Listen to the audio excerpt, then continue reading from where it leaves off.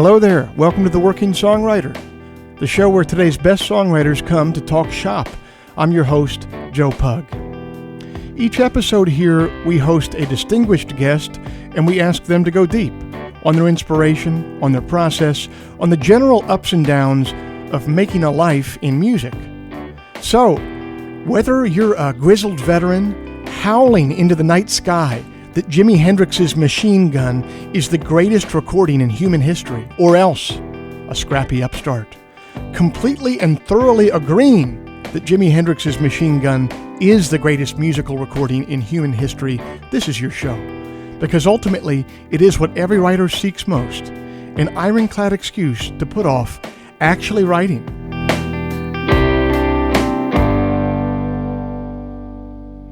Hey everybody, it's the last Friday of September 2019. Thank you for being here. This month's show is brought to you by Bandzoogle. Built by musicians and for musicians, Bandzoogle is an all-in-one platform to build a beautiful website for your music.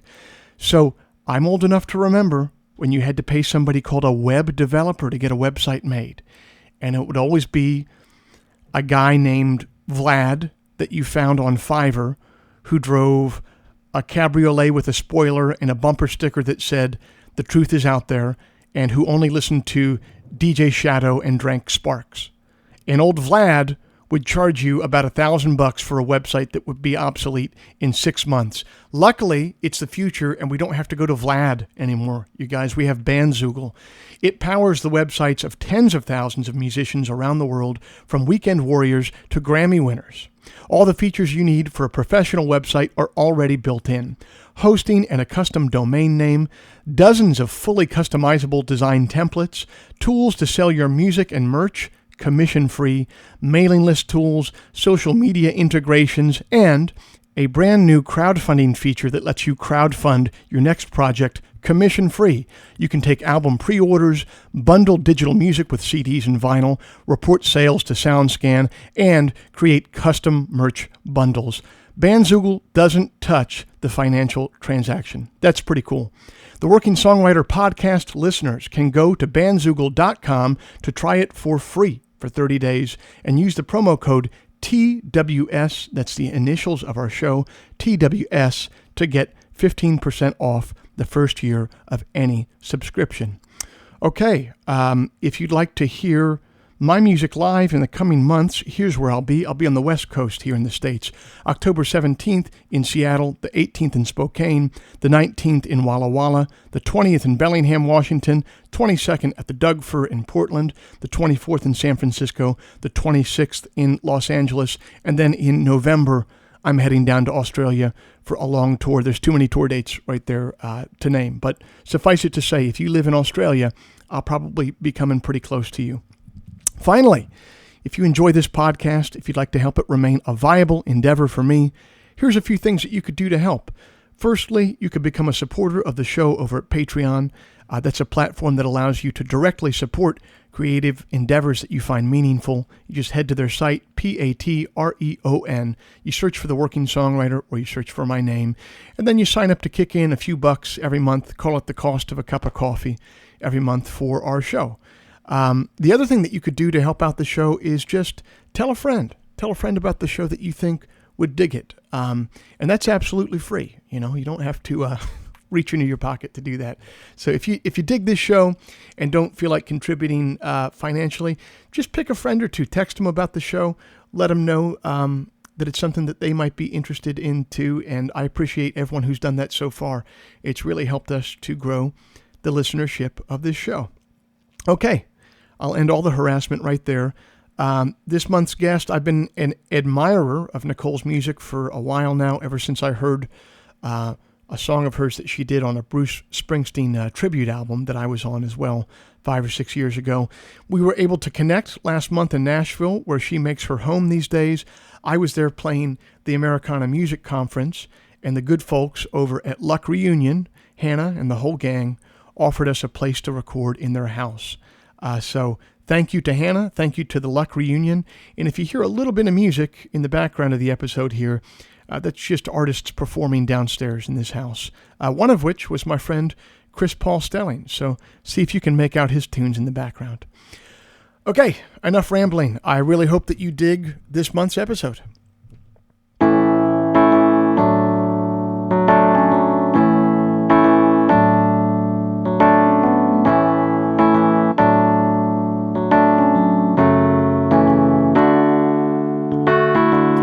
Our guest this month is from Neptune, New Jersey, a shore town with working-class roots.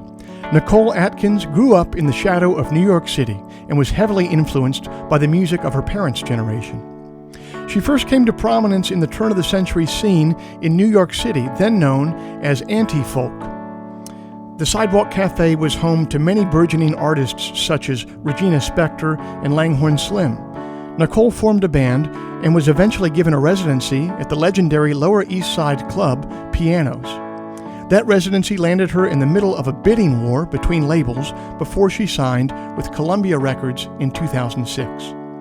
She's toured with the Avett Brothers, Chris Isaacs, and Nick Cave and the Bad Seeds. She's recorded for Razor and Tie, Columbia, and Single Lock Records. She's appeared on Conan, later with Jules Holland, and The Late Show with David Letterman. The New York Times has called her a, quote, promising songwriter from New Jersey with a bold siren call of a voice. Rolling Stone has said of her last record, the breadth on the album, both vocally and musically, is astounding. And NPR called her latest work audacious and all the more riveting for her resistance to being buttoned up. I was in Nashville last month for the Americana Music Festival, and Nicole and I found about an hour to sit down and talk about her journey so far.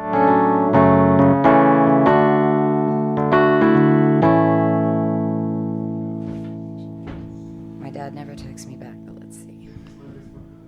You can't even get text back from your dad? That's fucked up. He texts me, and I always thought he was yelling at me, because it always started, Nicole, blah, blah, blah, blah, blah. And then I saw him, he was like, Dave, it's Dutch. So he does voice texting. Oh, the voice texting. So it just sounds like he's yelling at you. In my family text thread, my dad is the only one that doesn't have a smartphone. Uh-huh. And so, if you send something out, like a picture out to the whole thread, and someone just hits the heart button, on your phone you see it come up as a heart, but I guess on his dumb phone it was coming up as Joe liked a picture, right? Okay. So in that text version, and so at a certain point we started sending out photos, and it would come back and it would be like, my dad's name is Greg, and it'd be like, Greg liked a picture. And I'm like, hold on, he doesn't have a smartphone. So what he'd been doing is he'd been typing. That's so cute. That's cute. And so what did your household look like growing up? Was it a musical household? Was it No. You were in New Jersey? No, yeah, Jersey Shore, Neptune, New Jersey. So my dad moved to Neptune, where his grandmother raised him in Neptune City, and that's the same town that my mom's from. Is that kind of like a shore town, or is it's that more? It's a shore town, yeah. Okay. It's like a. There's the beach, and then there's Neptune City. It's kind of shitty, okay. but it's fine. It's like, just not old money. It's like a working class, like Irish, Italian, and black neighborhood, and there's like the bus company and the pizza place, And that's it. Yeah. Yeah, and like the Stop and Shop. Like my mom has a thing against Whole Foods. There's a Whole Foods there now. But she's like, no, I'm fine with the Stop and Shop. I'm like, but they have the thing you like cheaper. And she was like, no. So. Isn't it amazing? I mean, you travel the country a bunch, so to watch, and you have for a while, to watch over the last 10 years that, 10 years ago you'd be on the road and you couldn't get any healthy food anywhere. And now there's a Whole Foods in Neptune City. I know. You know what I mean? It's in Wall Township, but it's a bunch of small towns next to each other. Sure. But yeah, it's funny though, because like the over 50 crowd, it's like a thing. To not go there? Yeah, it's like what do you think you're better than me? I'm not going to the Whole Foods. Yeah. I'm like it's just food. And yeah, on the Jersey Shore there's a lot of farm markets. So it's like Ricky's farm market or Joey's farm market, and it's like, in the winter they sell Christmas trees, and then in the spring and summer they sell vegetables and fruits and plants. Yeah. But it's funny though, I remember like one winter my dad's like, we got to go to the farm market, and he meets this guy outside the farm market. It was his bookie. I was just like, this is crazy. So I didn't hear, was it a musical family that you came No, from? it was not a musical family. So what'd your folks do? No one in my family played music. Okay. But they're all music fans. So my family is like the party family. Okay. They're all like my grandfather, on my mom's side, he owns a landscaping business. And it's been around for like 50 or 60 years, maybe more. He's 92. So, and he didn't even retire that long ago. Wow. Yeah. He's like in really good shape. He watched Judge Judy and like lifts weights and lives in the living room and drinks Budweiser. But and my dad was an insurance man and my mom was a mom. Okay. And but they were fans of music. That they were big fans. Okay. Like my dad was always into like B.B. King and blues music and Willie Dixon and David Bowie, and he was a huge Zappa fan. Okay. And my mom was a big John Lennon fan. And so there was always like music being played in my house, and there was always parties going on. Like my parents had lots of parties. Yeah. So it's really cool that at that time, like real working class dudes could be into music like Frank Zappa. You know what I mean? I didn't find that out till later. Like when I got to high school, this guy, Eddie Dugan, made me a mixtape. Okay. And Yellow Snow was on it. And my dad was driving me somewhere, and that song came on, and he was like, "Where did you get this?" And I was like, "Eddie Dugan." And he's like, "I have seen Frank Zappa 40 times. I'm like, "What?" Wow. And you know, my dad, like, he was always really funny and very like Rodney Dangerfield-ish, but like a working dude. Yeah. You know, he wasn't like a hippie. Right. And but that's what I'm saying. Like, not at all. I just feel like in like the 2019 version of your dad, younger, is not going to be listening to whatever the Frank Zappa is now. It's not buying like a Jonathan Wilson album now or like, whatever. He was into Rocky Horror Picture Show and Frank Zappa. And I don't know if he was doing that just to humor me, but like that's what we bonded over. And he went to the record store in Neptune City and bought Apostrophe. Oh, wow. That's really cool, man. I think like he's a funny guy, so I think he liked all of like the funniness of the Zappa songs, like the great googly moogly. Like you would do all the voices and stuff. That's cool. Yeah. And so when did you get bit by the bug for it? Was it pretty early? It was. I think it was when I was 3. Like I remember like HBO back in like I guess 1981. Mm-hmm. It was around the time my sister was born, and I just remember like my parents sleeping in and me watching HBO and watching Tommy from The Who, and I loved it so much, like all the songs, and I would act it out, and I like would like wrap my blankie up and pretend I was the acid queen, you know. Like, so you were in from yeah, I was like a little rock weirdo since I was a kid. So were you playing in bands at all in high school and into college? Yeah, or?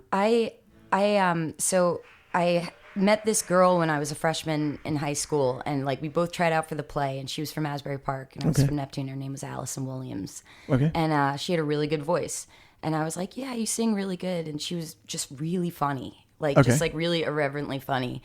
And I didn't know what harmonies were. I just sang them. Like and so she was like, "Do you like this band? Do you like this band?" We're like, "Yeah, yeah." And then I was like, "You like Simon and Garfunkel?"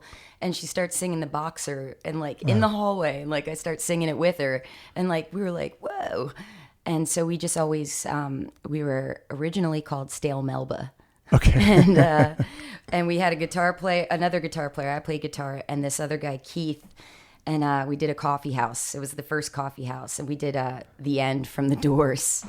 And Keith there's like a coffee house in Neptune City. Well, no, it was a high school coffee house. Oh, yeah, one of those things. At St. Rose Catholic School in Belmar. And, you know, we all got really high before we went. And, of course, standard. Did the whole, like, Keith is doing The End from The Doors. And we're like, oh, no, he's not going to do the Mother, I Want to Fuck You part. And he goes for it. And then, thankfully, this other kid that I won't name, but puked all over the floor. So we didn't get in trouble because they were too worried about homie throwing up because he drank too much. Wow. So we were safe. But the high school coffee house. Man, we had those. Yeah, I was down in Maryland. We had those. We used to play the shit out of those. Yeah. It was so fun. And this kid I always had detention with, Billy, he had a punk band and they did like an acoustic thing and we would always write lyrics. He was an illustrator too. So like I'd be like, okay, what's the theme? He's like, citrus. And so I'd write a couple lines and pass it to him and he'd write like a couple lines and like draw a Viking holding a lemon. You know? Fair enough. Well, that's cool, man. Yeah, the coffee house vibe. When I was a kid, we would play, this is high school, we'd play the coffee house at the high school, and then there'd also be a lot of, not Catholic churches, but like Protestant Christian, like Young Life type churches that would have coffee houses in their basements that we play, like a lot of. We never played any like Well, we went to Catholic school, so I was like in the mass band for school, but like luckily my parents were like, you go to the Catholic school, but we don't have to go to church. We're sleeping in. And I was like, okay, yes, fair enough. I love you. And but me and this kid Eddie, we would always like read the hymnals because mass can be really long. And, sure. You know, you just phase out, so we'd make up metal songs to the hymnals because those lyrics are so epic. They are, yeah. Awake from your slumber. Like, so you go from there. You're playing with friends in some bands. Music is calling you, but you also have a bit of a calling at that time for visual art. And so you end up going down to North Carolina for school for this at some point? But you just told me before we started taping that you never went to school. Well, I never showed up for class. Okay, but you moved geographically. Why didn't you go to class? I like to sleep. I don't know. Oh, so you were like enrolled in the school, but you weren't going to class. Yeah, I went to school, but like if I didn't go to class as much as I should have. Sure. Yeah, I was... I just partied a lot, and that was the thing. Like, I didn't study music because I didn't want to ruin music with school because I knew I was bad at school. Well, okay. Fair enough. And I went for art, and the times I did go to school, I did really well. Okay. And I hope my dad doesn't listen to this podcast because I did get a degree, but I always felt like whenever I was doing, I would always play at like art openings, or I did a open mic with a blues band, and this jazz singer Dee Dee Bridgewater, she came and did a talk at the school, and like in order to ask her a question, you had to sing her a question, and my friend was like, "Go sing her a question." I'm like, "No," and I did, and I asked her I sang to her like, how does she know where to go when she's scatting? And then we just ended up scatting back and forth. And the jazz director, or the director of the jazz program, this guy Dr. Daly, was like, I want you to be in my jazz group. Cool. And so so I did that, and tried to like make Erykah Badu songs like kind of mesh into Ray Charles songs and stuff. All right, right on. Yeah, but so after school, there's this club in Asbury Park called the Saint. Yeah, hey, you probably played there. I've only played the Stone Pony. Okay. In Asbury Park, Fancy. But yeah. So I got back home and I saw Scott Stamper that owned the Saint, and I was like, hey, I want to do a gig, and he was like, we're only original music now. Do you write your own stuff? And I lied to him, and I was like, oh yeah.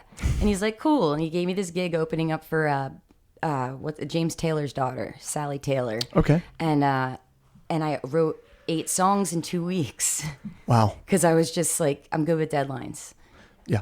And I just like sat home, and like all of the things from college, like my first relationships, and I went to school in Australia for a year, and like it just like I was never able to write about them when I was in them, but it was like being home alone at my parents' house with nothing to do other than look forward to playing this gig. Got me to What do you think it is about a deadline like that that'll just make the creative floodwaters open adrenaline. Up? Yeah. Because it's like if you have all this, for me, if I have all this time to play with, I'm going to fuck off. Right. Like I'm going to organize sock drawers, and I'm going to help other people finish their stuff and solve everybody else's problems. And then 5 minutes before my things due, it's go time. Because you could see it having like the opposite effect of totally seizing you up by saying, oh, this is way too big for me to finish in this allotted time period. But I find I have the same thing too, to the point where I try strategies of just giving myself artificial deadlines and trying to make myself believe that they're true. You do that a bit? Oh, totally. Yeah, I like tell like my manager or like my husband or my family, I'm like, lie to me. Right. Right. Or now like I've gotten better at it just because now I multitask. Like, and that's how my brain gets organized. So I'll be working on my project, maybe producing another person's project, working on artwork. Like I'll book like a couple like tours, or even like put my comics and paintings in an art show, or like where people sell soap. I'll sell like my drawings and know that I have several deadlines. So every day is just like kind of boom, boom, boom. It doesn't give me, I don't do well with downtime because that gives me too much time to like worry. No, I like to wake up in the morning and, this is such an old man thing to say, but like I wake up and I have like my list in the morning. I love lists. Got to do my list, man. Yeah. Got to do my, you ever read a book called The Checklist Manifesto? No. I'll send it to you sometime. That's a little bit different because it's a checklist, and that's for getting things done the right way every time. But this is more of like a productivity list. Like I got to wake up in the morning and know what the fucking plan is, man. I like to write my list the night before. Yeah, that's really good when you can do that. And I tape it to the bathroom mirror so I don't like lose it. That's good. As long as I see it. Yeah. That's really and I good. find that's easy, like really easy when you start to worry about like money or just anything. Like, if you're doing a record and you don't have enough songs, like put that like, finish bip and bop, like along with like pick up dry cleaning. Yes. So it's... Yeah, there's something about putting like that really heady aesthetic task in with the drudgery. The menial. Yes. Yeah. That is really nice. Yeah, because it makes it's like, it equalizes everything. Yes. I like everything to feel like it's on the same level. Yeah. Pick up dry cleaning, finish the bridge. Yeah. You know what I mean? That's good. So the goal is to sit in the middle, like keep your emotions in the middle at all times. It is, which is easier said than done. It's hard.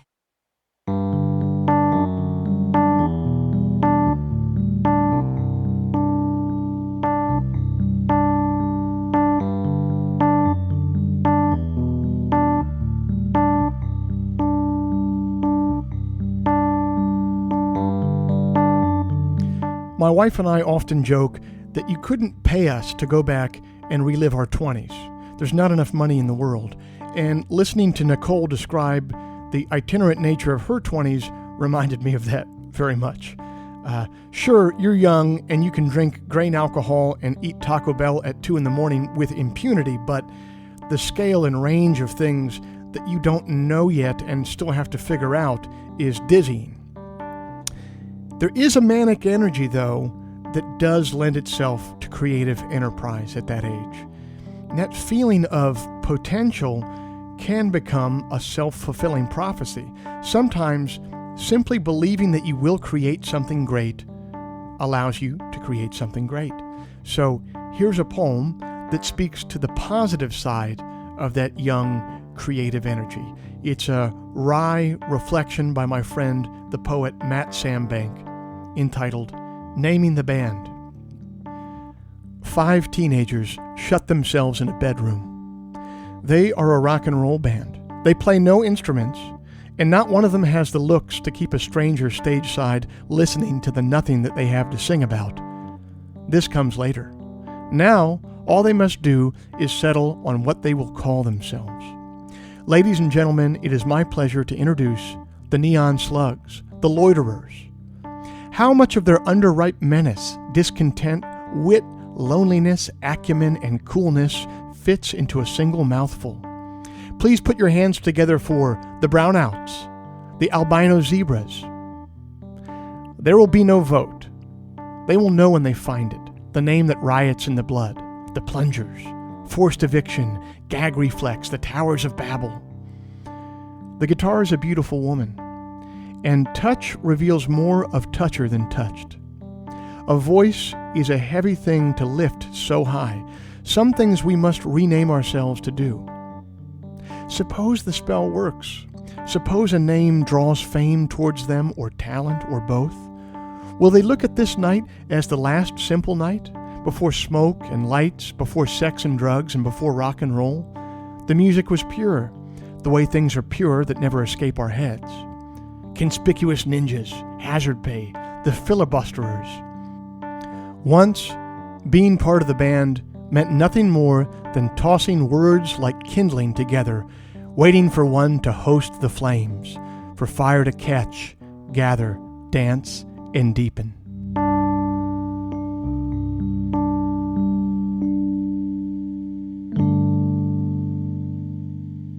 Were you ever living in New York at that time, or had you not moved there yet? I kind of was. Like, I was basically like living in my car and like people's couches. In like Brooklyn or? Yeah, well, in Bensonhurst. In Bensonhurst. That didn't last long. It was so far, and like me paying $300 for a room meant like splitting a room with a sheet in the middle of it, and then a bunch of people like on drugs, and it just wasn't good. That was a special time for New York, though. It was a fun time, and I wish I knew how fun it was when I was in it.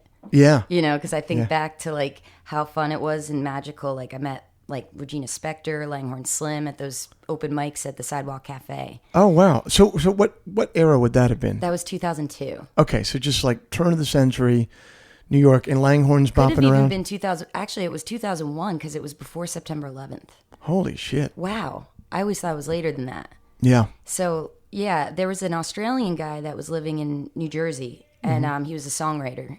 I think his David Kandara is his name.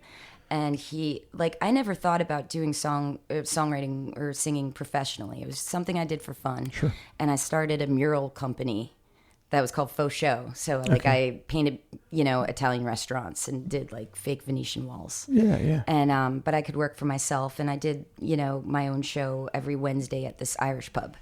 And this is in New York? In New Jersey. In Jersey, okay. And so David was like, come to this open mic. It's really cool. It's it's called anti-folk. And there's all these different types of songwriters. And we get there, and the first thing I see is the Moldy Peaches in a bunny costume, in a Peter Pan suit. And I'm like, what the hell is this? Yeah. This is crazy. And then I see this girl, Dina Dean, and she's like Neil Young singing about Camel Lights, and I was like, yeah, she's singing about cigarettes. And you pick a number out of a hat. Okay. And so I got number 40, and I didn't go on till maybe 3 a.m. Whew. And so my style of dressing for my songwriter thing was, I had my uncle's guitar, and when he died, he wore a cowboy hat. Okay. And I was the only head that it fit on. Okay. So it was this cool old 70s cowboy hat, and I'm from New Jersey. I'm not trying to fake the funk. Yeah. But I had these straight bell bottoms from Delia's and a cowboy hat, and everybody's like, "Are you from California?" And I'm like, "No, I'm from New Jersey." It was, but I played my song, and the guy gave me a gig. So at the open mic, he would give 1 or 2 people their own gig there. Okay. And that's why everybody went. But it was this community. And I was like, this is so fun. And I didn't know you could drink till 4:30 in the morning. And I'm like, this is awesome. And I had a Dodge Ram Charger truck, and we would all crash in it. Yeah. And then the cop would come at 7 a.m. and knock on the window, and we'd head back to Jersey. And go back every week. And Anti-Folk, was that in Manhattan? Or? Yeah, it was on 6th Street, East 6th Street and Avenue A.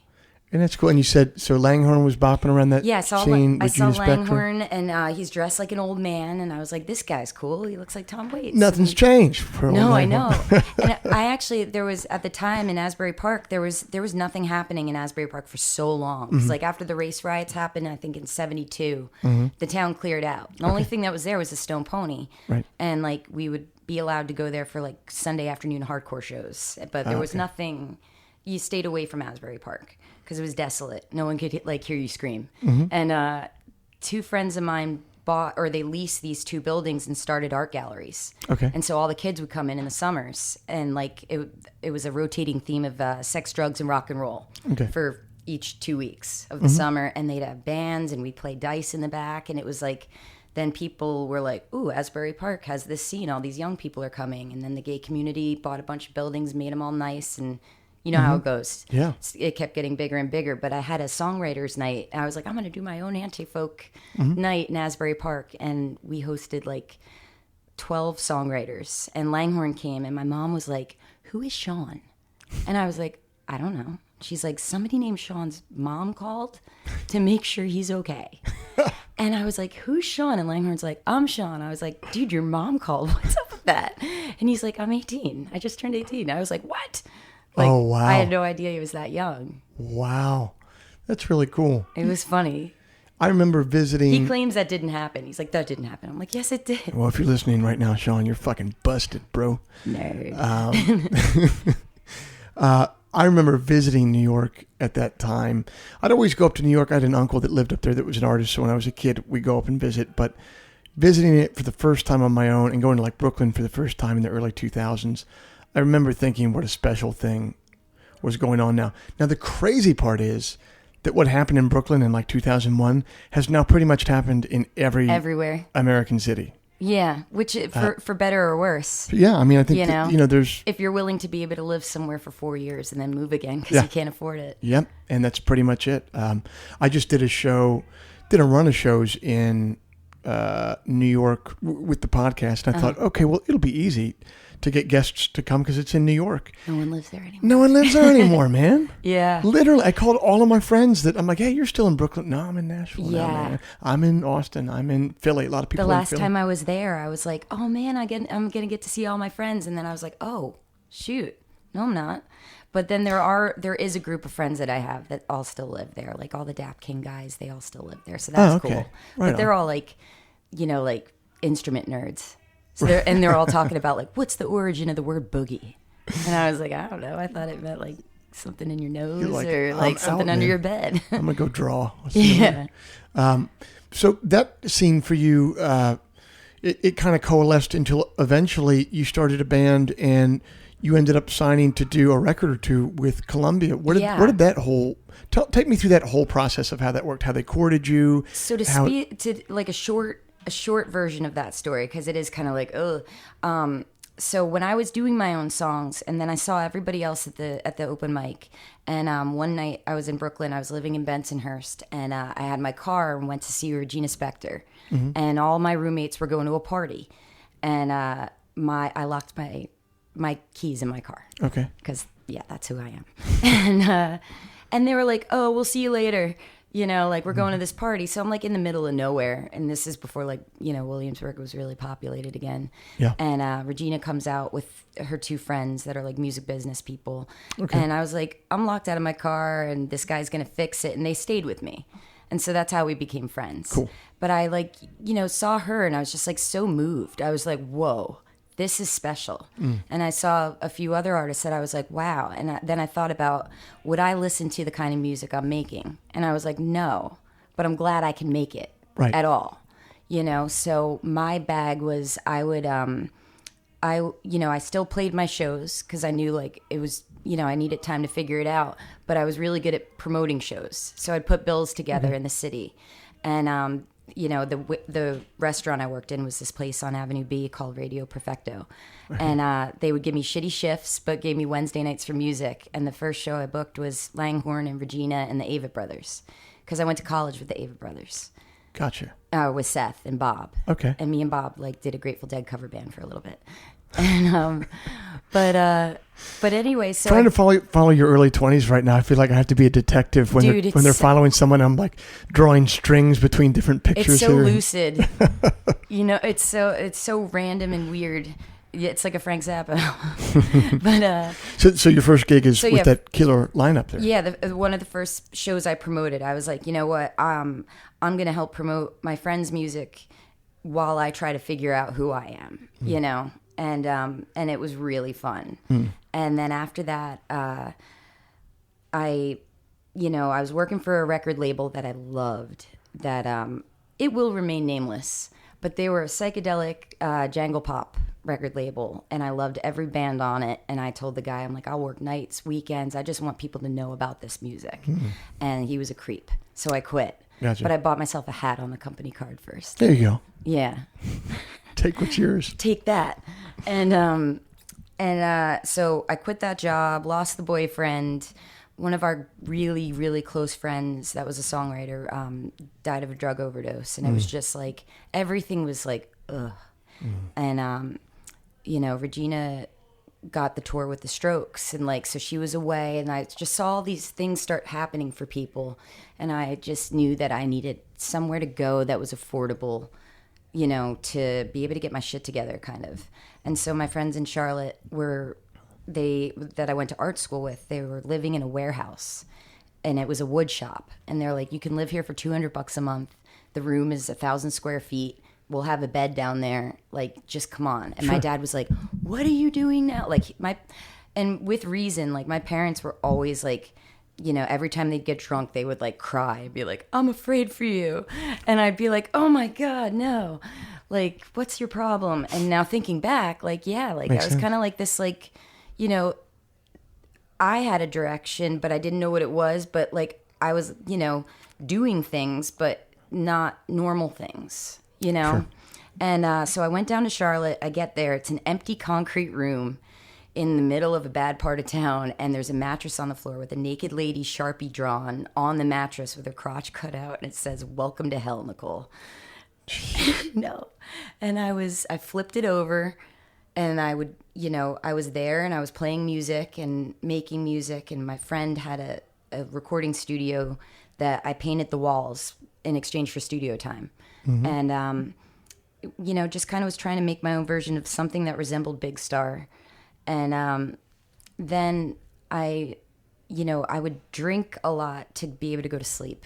Yeah. Because I lived in a warehouse and they had rats, and it was gross. Man. Yeah. But so yeah, I would just be like, okay, good night, rats. And but I'd wake up though and find all this poetry, and I'd be like, this is good. Yeah. And it was all these songs about my town. So it was like when I was moved away from somewhere, I was able to write about it. Sure. And there was a guy that played in Yoko Ono's band that we met that did some demos for other friends. Mm-hmm. And he knew how to use a MIDI. Okay. And I was like, that is so fancy. And I was like, will you produce, some of my demos? And he's like, yeah. And so I moved back home and in 2004. And we got together, and I guess when people consider me part of like the girl group sound, but it only came out of necessity because it was just the two of us, and neither of us played lead guitar. Mm-hmm. So I would just sing the guitar solos and stack them and harmonize them. It wasn't like, let's try to do a doo-wop thing. It was just like, let's try to make this sound full.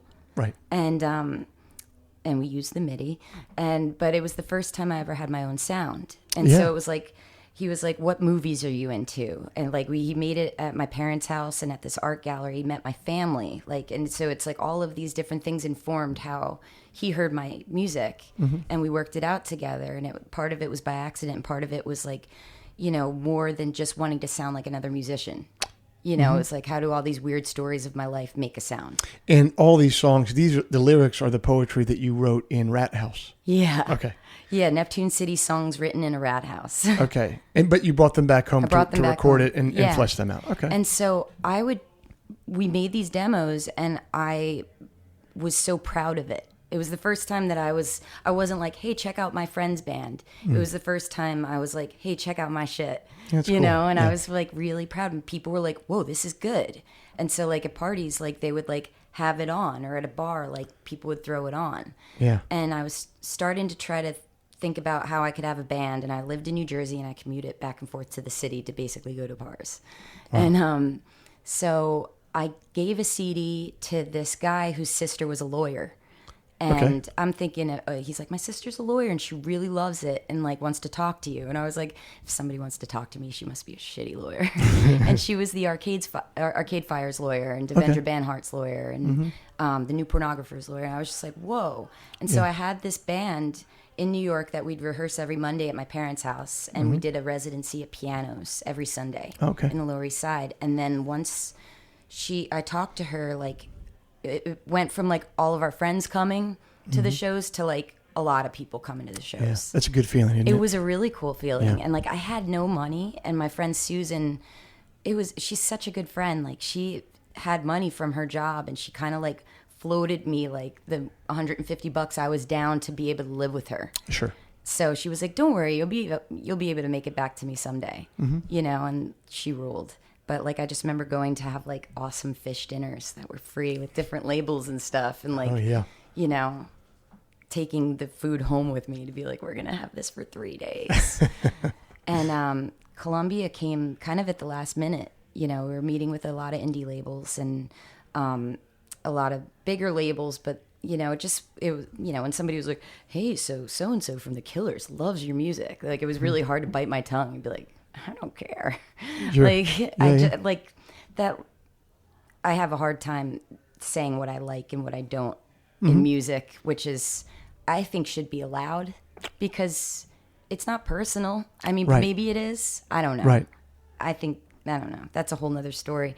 But we went and a scout from Columbia came to our show, and then they had us play in their office, which was super weird. It was like a soundstage inside the office. Okay. And like...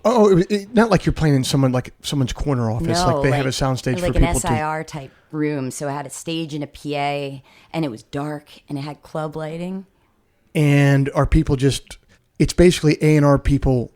It's like an office building with an SIR like rehearsal space in it, and on like their lunch break maybe, or in the afternoon they're coming in to check out your 11 showcase a.m. the president's going to come down and check it out because this scout named Sky saw us at the Delancey Club. That was another thing for like when labels were seeing us. I worked the door at the Delancey. Okay. So whenever I needed a gig, I would just be like, hey, like this guy, Georgie Seville, that he passed away this year, but he was so great and he ran that club. And so there was all these, I'd worked every Tuesday and Friday, And whenever I needed a showcase, like if I needed to hop on a bill, he'd be like, "Oh, you got it, Nick." Like it was so cool. Wow, that's cool. And so, how did that showcase go? The president came down at 11. He came down at 11 Did he just say, "Go play for me"? Matt Pinfield worked there at the time. Okay. The guy that was on MTV from 120 Minutes. He was my local radio DJ. Okay. In Jersey. Yeah. So he was my first autograph. I went to see Blind Melon and get their autograph, and he was there. And I was like, "Will you sign this?" He's like, "Oh, I don't do autographs usually." And I'm like, "You're my favorite DJ." Yeah. So having him there, I kind of felt like, oh, I got like a hometown friend here. Totally. This doesn't feel as weird. That's cool. Even though it's super weird. So he was there in an A&R capacity or something like that? Yeah, he was working A&R at the time, but for like active rock. How'd the whatever gig go? that is. How did it go? I thought we sucked, but they made us an offer, and I was thinking like, we probably should start out on an indie label, but then I saw a picture of Pink Floyd on the wall, and I was just like, dude, there's Pink Floyd, there's Barbra Streisand, there's Aretha Franklin. Like, I think I want to do this because you only live once. Hell yeah, man. Yeah. And it was wild. That is wild. So, how did they put out the record that you had already made, or did you go into the studio? No, with them? they let me make an EP with David Muller, who produced my demos. Okay. And I knew that they wouldn't let him produce the album because it's a major label, and they originally had me making the record with Lenny Kaye from Patti Smith's band, and then it was the classic story of like everybody at the label's getting laid off, everybody's getting fired, new A&R person comes on. We only got through basic tracking. Like we didn't even start to, like, I think, my music like is very reliant on melody and top melodies and, like layers, and or at least that album was. And so we only had the bass and drum tracks. And she came in, she's like, "I'm not hearing this." And I think she wanted to make her own stamp on it. So they fired Lenny, and it made it super awkward for me because he was like my like dad. Like I love Lenny Kaye. And they were going to drop me. And he said that he went to the label and made a case because they dropped like a bunch of people. And I was in that list. And he made a case for me. And like, Lenny I really appreciate that. That's really cool. So I started meeting with other producers, and Tor Johansson from Sweden, from Malmo, he worked with the Cardigans. Okay. He called me and he's like, "Your music is like dolls and children, like really creepy, but like really beautiful." Okay. And I was like, this guy gets me. Because it's like I started a record and then it got iced, and then I'm back at my parents' house, like refinishing old furniture to sell at like the flea market. And just thinking, like, I remember, like, listening to Nico Case, Fox Confessor, and being like, man, this is so good, and, like, sanding this armoire, and being like, what happened? Yeah. And then Tor called me. And so I went out to Sweden and met with him, and it was just such a weird experience. And it was September, so it was still warm. Okay. And we did this song The Way It Is, and they just made it sound like this big James Bond thing, and I was like, this is cool. Yeah. Oh, this is the thing. And then I went back and it was winter in Sweden. I was like crying every day. I'm like, this sucks. But it was just the weather. That's great. So when they fired Lenny Kaye, and he made a case for you, are you still on Columbia at that point? I'm still on Columbia. Okay. And so do they take what Tor made then? So me and Tor made the record, and Tor did a mix of it, and it sounded very, very 60s. Okay. It was like very like authentically 60s sounding. And then the record was supposed to come out, I think, late June of 2007.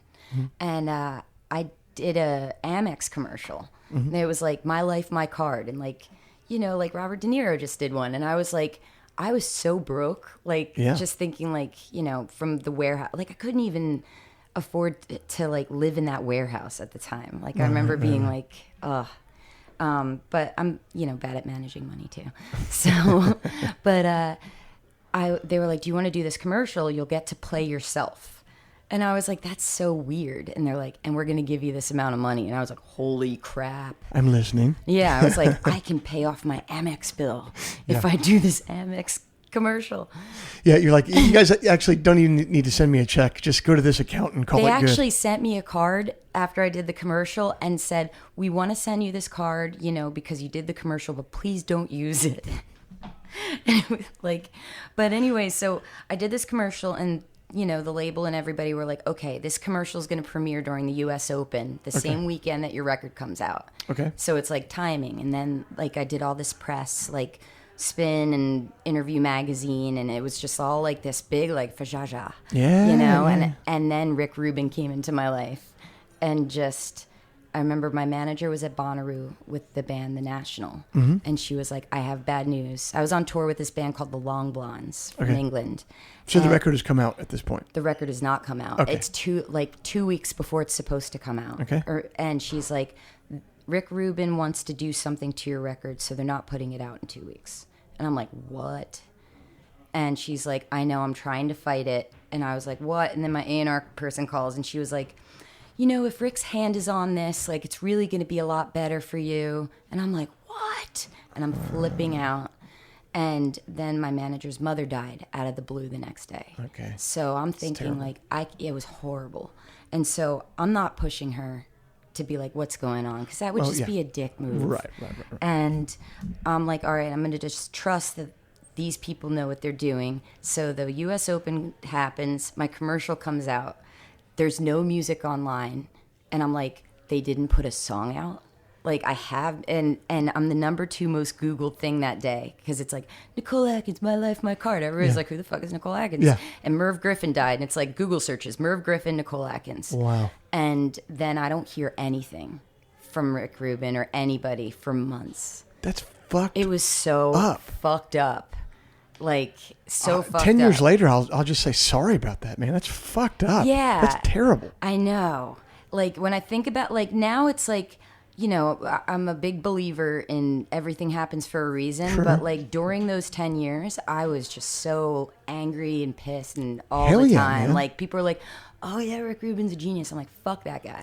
Seriously, fuck that guy. If So you're you listening, you fuck just you. never heard back after Never that? heard back, and then he called, and like I remember being at like dinner with my brother, and he's like, "Hey, Nicole, it's Rick Rubin." He's very charming, Sure. And I'm like, "Oh, cool." So finally, the record's getting ready to come out, and it's they put it out. The day, What did he want to do differently to it? You know what he did to it was he put French horn on one song, Okay. and he took the mastering off. Okay. So And to remaster it himself? I don't know what he. Congratulations. Wow. I have no idea. So it's not like he had some grand plan. Wow, that's brutal. Yeah. Well, So anyway, I mean, those things happen, and it makes, I don't know, thinking back, like, it makes for a cool story. yeah. But so and also like thinking like if it did go big, who knows what would have happened to me? I was a mess.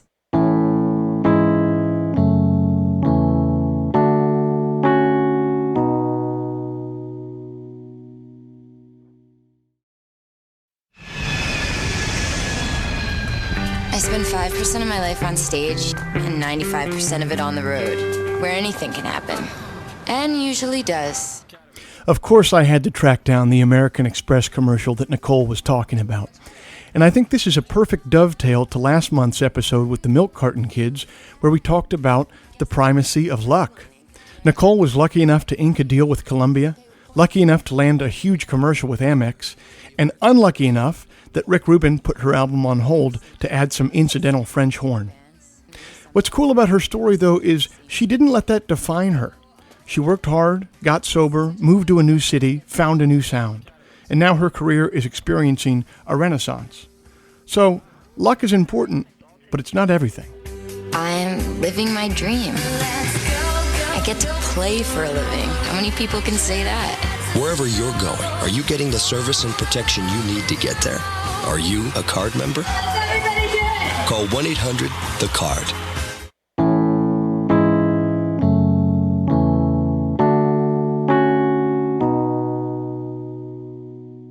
Your life took a different turn 4 or 5 years ago when you got sober. So why did you get sober? In what way were you a mess at that time? It was like kind of after that, and like going from like label to label and house to house, moving around so much, like a big relationship that failed, and then Hurricane Sandy. Like my town was right there. Shark River is a town in Neptune City that like it's the bay's here or the river's there, and then the ocean inlet is behind you. Okay. So our town just got shooped, and it just fucked me in the head, and I wasn't able to drink without blacking out, and so I love my friends and I love my family, and like the guy who's my husband now, he's the best. So I'd hear like things the next day, like I said, what? I did what? So so you had been able to drink without blacking out up until then, and then this started to happen. Wow. Yeah. And it was just basically like, it felt very at odds with myself, you know, like the kind of, like I always thought, it's weird because like growing up, I always thought that I was like socially anxious and like, you know, like super weird, and, you know, and then I stopped drinking once, like, I mean, it took me 4 years to really get it. To really finally get sober, really or to understand. Wow. To stop relapsing. Like I actually fell in a sinkhole. The like, fuck? Yeah. So like I remember I was making a record with. So I went on a tour after Hurricane Sandy with the band The Eels. Yeah, sure. Not the Eagles, but The Eels, and it was 10 weeks in Europe, and I just put on Facebook, I need a driver. And this person named T came into my life, and he had a break from his touring schedule and was like, I'll do it. And 5 days into the tour, he had to go work for Bonnie Tyler. And he's like, my friend is going to come take over for 5 days. And that was my husband. And like, it was weird. I like smelled him, and I was like, weird. This guy smells like, I kept being like, you're going to know this person forever. Wow. It was weird. We were talking about Bane. Like there was a band we were watching. I was like, that chick looks like a skinny version of Bane. And like, but then I was just like, whoa, what is this? What is this feeling? Yeah. You know, and it wasn't like love at first. Like it like grew into it very fast. But when he came, he like sold his studio in Scotland and moved to New Jersey. And, you know, he noticed that I would have blackouts. And he wasn't mean to me about it. Right. You know, he was just like, look, I know you feel bad enough as it is. Right. So I'm not going to make you feel worse. And that was, he was the first person to do that. He wasn't just like, hey, brah. Yeah. And so when he moved over, he was so nice to me about my flaws. Yeah. I remember I was making a record with Jim Sclavunos from the Bad Seeds. We write songs together, and we decided to start a duets band. Okay. And he was over in Asbury Park. We were recording, and I just remember the whole time recording, like hiding drinks. Like I was able to get my shit done, but just like having to like kind of like take little nips all day. Like I never drank like that before. And I just remember like looking at my husband one night and being like, why do you put up with this? And he's like, what are you talking about? And I'm like, I'm not a good person right now. And he was like, you just need to figure it out. And so my best friend in New York, he had like 10 years sober. And he was in a bunch of psychedelic bands. And he would always be able to hang out at bars till 4 a.m. And I'm like, how do you do that? And he was like, you guys are my people. If somebody's too annoying, I just don't hang out with them. But if the hang is good. And I called him, and I was like, yeah, I need to go to rehab. And he helped me, and I went through Music Hairs. And but you said it took a period of years. Like it didn't take the first time. No, and even after I went to rehab, like I had like 5 months, and then you know, we had a wedding party.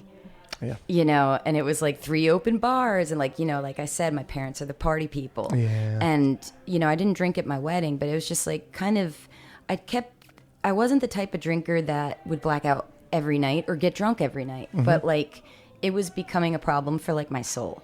You know, and so, but I would always think, oh, I could just have one. And sometimes I could, but most of the time, no. No, it's really hard. And it wasn't until we moved to Nashville, and my husband's a tour manager. So he was out with J.D. McPherson, like, a lot. And I was home alone in this new place. And, you know, like, no record on the horizon, like, just kind of feeling kind of at sea. And like Pee Wee Herman, like when he gets his bike stolen, like we had all these bands merch at the house, and I was like, I used to have merch too. Right. Right. Fucking Rick Rubin. Fuck you, Rick Rubin.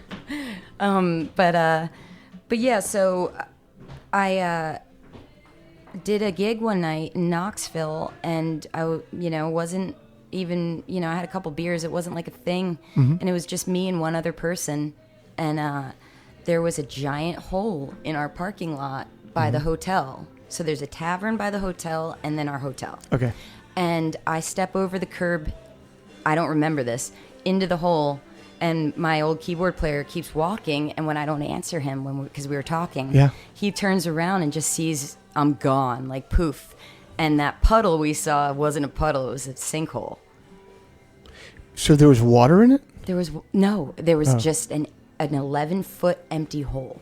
Holy shit. Dude. So he, like, all of a sudden I hear, Nicole, can you grab my arm? Yeah. And I'm like, what? And he's, like, above me, but I'm not seeing the fact that I'm in a hole yet. Because it just felt like a lucid dream or something, because it knocked me out instantly. I'm sure, yeah. And he's like, you fell in a hole, you're bleeding. And I'm like, what? And then I see the rocks on each side. And the first thing, like, I'm a big horror movie person. The movie The Descent, where those girls go spelunking and there's trolls in there. And like, my first thought was trolls. And then my second thought was like, holy shit, like this is the like the Die Hard moment. Right. You got to go. Yeah. So he luckily was tall, jumps in the hole, picks me up, and I'm just like clawing on the pavement, like, rah, like crawling out of this thing. And trying to not pass out because I kept thinking of like Natasha Richardson, how she fell skiing and then like died. I was like, oh no. Yeah. And it was raining out, and the ambulance came, and like, so I hit my butt like 2 centimeters from my tailbone and hit my head, and I couldn't have been more lucky. Okay. Like, how do you do that and only that happens? Sure, but at the time, it felt like the worst thing in the world. But maybe a wake up call. It sounds like. I just remember like us driving back from Knoxville to Nashville, like days breaking. My husband's on the other side of the country. My mom and dad are in Florida, and my mom's just recovering from like a really bad, she almost died thing. And I live in a new town that I didn't really like. Yeah. You know, like mostly for the fact that it's not by an ocean. Yeah. You know? Yeah. I really do like, this is the moment I like Nashville, and it was the moment too that I like was able to quit drinking for good, because I was driving back and just shaking and being like, what the fuck happened? You know, and like just like smelling like pennies and thinking like, I don't have anybody to take care of me. And I have friends here, but I don't know them well enough to be like, hey, this is big. Yeah. I need somebody to care for me, basically. Right. And then word got around that it happened. Like, I remember calling, like, my friend that was a guitarist, and he's like, I was like, I fell in a sinkhole. And he's like, what did you do? Yeah. And I'm like, no, for real. And people are like, what? Yeah. And all these people came over and, like, brought me food and took me to the doctor and watched movies with me. And then my mom, like, she was recuperating from her own illness, and she like she never travels without my dad. And she like flew into Nashville and like cleaned my house and took me to like the doctor and to meetings, and I was just able to get it together. Yeah. You know, because it was like realizing like, holy crap, you could die in the parking lot of a Baymont Inn and Suites. Yeah. What's there to be anxious about? Yes. Like, but also, you know, I think all the quitting that you tried to do before was a critical part of that too. You know, they say it takes what it takes. Yeah. But it's like all those little times, like, and there were times where I was like relapsing and like wrote a song in the real, like, it was, I don't know. So it's like once you can like get past like all of those like fuck moments and all those like scary moments, and it just kind of clicks in, you know, and but then it like really makes you like appreciate every little thing. You know, or like not be afraid to do anything, because it's like, what's the point? You know, like we're all gonna fucking die. Yeah. What's the point? You know? Yeah. And like not feeling like dorky about being excited about stuff. Like before I'd be like, focus, Americana Fest, blah, blah, blah. Yeah, yeah. Like now I'm like, cool, my friends are in town. Right. You know? Yeah, totally. No, yeah. And part of that, I'm sure part of that is the sobriety part of it. I think another part of it is just, you know, as you get older, you start to appreciate things more, hopefully. Yeah. Because if you don't appreciate them more, you start becoming bitter. Oh, yeah, and those people are the worst. No, that's not a good... I've been here for a day or two, and I've already seen a couple folks like that, and I just feel bad. Yeah, I feel bad for them, too. I definitely could have gone down that road if I had made some different choices, and it seems like, man, like, your paradigm of how to look at the world is such a bummer, and you don't even know it, and you don't have to be doing this right now. Yeah. Yeah, it's like, you know what, like if you don't want to play music, like move out of the way. Yeah. Because a lot of people do. Yeah. But also just, thinking about like when you do something that could have almost killed you, it's kind of like, okay, well, if that is going to happen, if I am going to die, like I want to be seated in the front row of the plane. Like, you want to be at, the front of the roller coaster when the shit goes down. Because that's exciting. Yeah, well, that's your perspective. I think I'd like to just go quietly. Yeah, I don't know. I'm fine with it now. Like, I want it to happen in like 100 years. Sure. Sure. But yeah, it's fine. Like before, I'd always just worry. I was constantly worried and anxious about like what's gonna happen to me. Yeah. And now it's just like you can't worry about that. You could just make things and like try to have as much fun as possible. It's a good place to leave it. Thanks for doing this, Nicole. Yeah. Appreciate it. Cheers. Thanks.